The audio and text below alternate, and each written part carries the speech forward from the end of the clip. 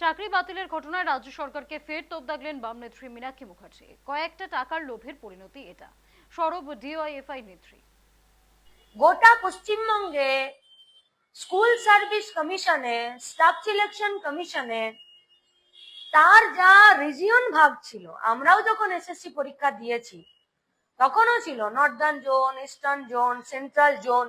এই সব জোনকে তুলে দেওয়া হলো, নিয়ে একটা সেন্ট্রাল জোন করলো, আর এলএসটির জায়গায় করে দিল এসএলএসটি। পরীক্ষার জন্য নোটিফিকেশন তুমি জারি করলে, পরীক্ষার জন্য ফর্ম তুমি ইন্ট্রোডিউস করলে, পরীক্ষার ডেট, পরীক্ষার সিলেবাস, পরীক্ষার কোয়েশ্চেন পেপার, পরীক্ষার টাইম টেবিল নির্ঘণ্ট, কে খাতা দেখবে, কত নম্বরে পাস করবে, কবে ইন্টারভিউ হবে, কে আমার বাকি সার্টিফিকেট ভেরিফিকেশন করবে, কে কাউন্সিলিং করবে, কোথায় যাব, সব তুমি করবে। কিন্তু দুর্নীতি হলে তুমি বলবে যে আমি কিছু জানি না। এ হয় নাকি?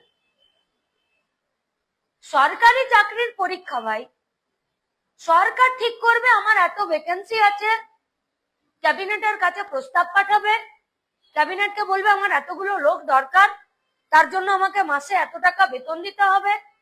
ক্যাবিনেট বসবে, ফিনান্সকে দায়িত্ব দেবে, ফিনান্স বলবে আমার কাছে এত পয়সা আছে, তোমার এত লোক দরকার, আমি তোমাকে এত লোক প্রোভাইড করতে পারবো, তুমি এত লোকের জন্য পরীক্ষা নাও।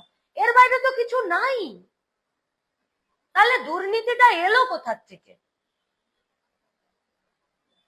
আজকে যোগ্য অযোগ্য মানে এই দুটো ওয়ার্ড উচ্চারণ করা পশ্চিমবঙ্গের মাটিতে সব থেকে বড় লজ্জাজনক।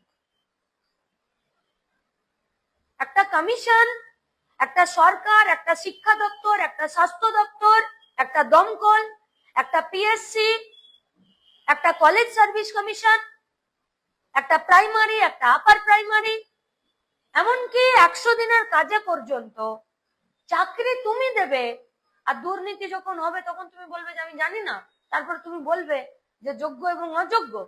21,74,000 ডিসকোয়ালিফাই করার জন্য বা 21,74,000 এই ফেজে চাকরি না দেবার জন্য তোমার কাছে তো কোনো প্যারামিটার ছিল, যে প্যারামিটারের ভিত্তিতেই তো তুমি 26,000 চাকরি দিয়েছো। তাহলে 5টা পাতা প্রিন্ট আউট করে সুপ্রিম কোর্টের মুখে ছুড়ে মারতে পারছো না?